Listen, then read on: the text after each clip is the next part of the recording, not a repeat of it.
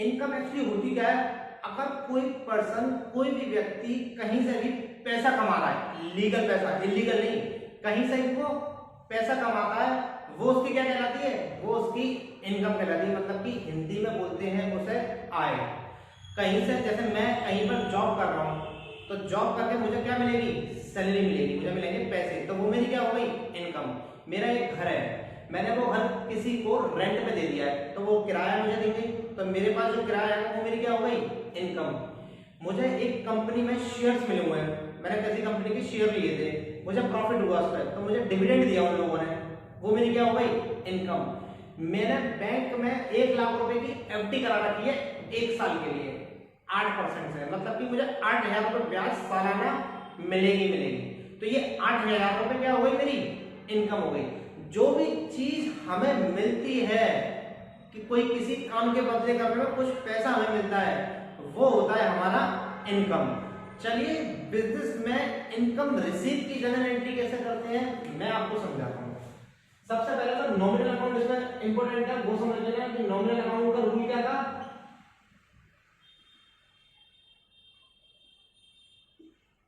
All income and profit credit, ये rule था उसका। एक्सपेंसेस का मैंने बता दिया है, ये मैं बता रहा हूं आपको इनकम का।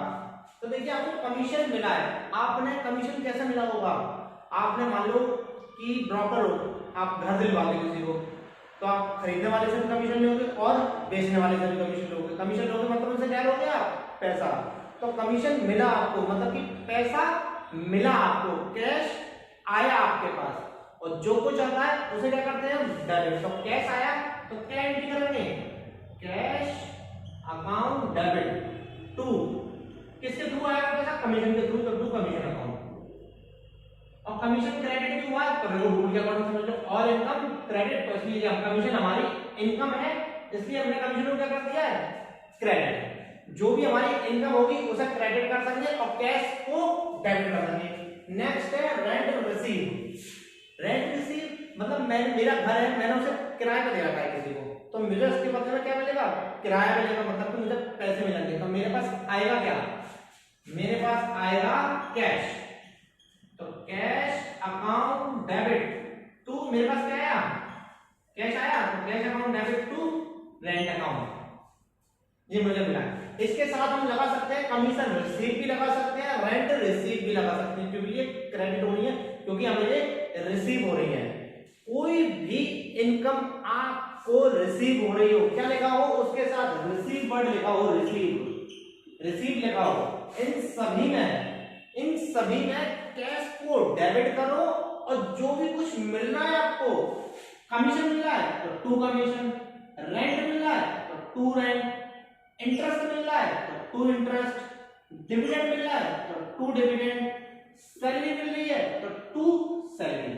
मतलब कि इन सभी में जो सभी मिल रहे हैं ना आपको, मतलब कि सैलरी मिली है तो मतलब कि पैसे मिले आपको, इन सभी में एंट्री क्या होगी, कैश अकाउंट डेबिट, क्या होगी एंट्री, इन सभी में डेबिट तो एक ही चीज होगी, वो सिर्फ क्या है, कैश। सभी में कैश को डेबिट कर दो, तो एंट्री क्या बनेगी, कैश अकाउंट डेबिट टू। अब क्वेश्चन ये है कि क्रेडिट में क्या आएगा, मैं कह रहा हूं क्रेडिट में आपको कमीशन का है तो टू कमीशन डाल दो, रेंट मिला है तो टू रेंट डाल दो, इंटरेस्ट मिली है तो टू इंटरेस्ट डाल दो, डिविडेंड मिला है तो टू डिविडेंड डाल दो, सैलरी मिली है तो क्या डाल देंगे, cash account debit to salary account या सैलरी रिसीव अकाउंट। जो भी कुछ मिला कैश तो डेबिट होगा, और कौन सा इनकम मिला आपको, पर्टिकुलर कोई एक इनकम मिली होगी, जो भी कोई इनकम मिली है, मान लो सैलरी मिली है तो सैलरी को क्रेडिट कर दो, रेंट मिला है तो रेंट, जो भी कुछ इनकम मिली है जिसके थ्रू हमारी इनकम आ रही है, पैसे तो आ रहे हैं लेकिन किस सोर्स के थ्रू आ रहे हैं, रेंट के थ्रू आ रहे हैं, कमीशन के थ्रू आ रहे हैं, सैलरी के थ्रू आ रहे हैं, डिविडेंड के थ्रू आ रहे हैं, जिसके थ्रू आते हैं, जिसके द्वारा आते हैं, जिसके थ्रू आते हैं उसको क्रेडिट और कैश को डेबिट कर दो। ये सिंपल सा रूल है और इसका कोई भी रूल नहीं है। मैं एक बार फिर से आपको समझाऊंगा।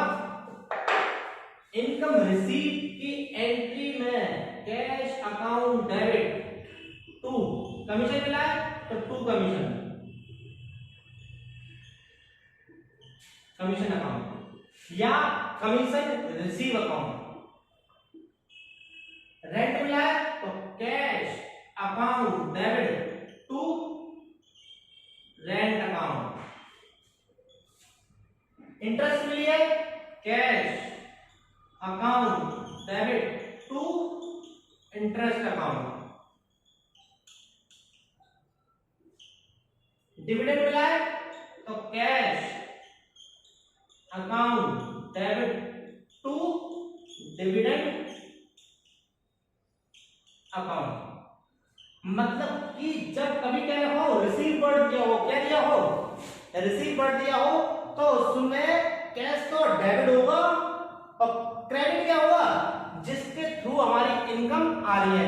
यहाँ कमीशन के थ्रू आई है तो कमीशन, रेंट के थ्रू आई है तो रेंट, इंटरेस्ट के थ्रू आई है तो इंटरेस्ट, डिविडेंड के थ्रू आई है तो डिविडेंड। इन सभी एंट्रियों में तो क्या सीखने को मिल रहा है, इन सभी एंट्रियों में सीखने को मिल रहा है कि सब में देखो डेबिट क्या हुआ, एक ही आइटम है cash debit, cash debit, cash debit, cash debit.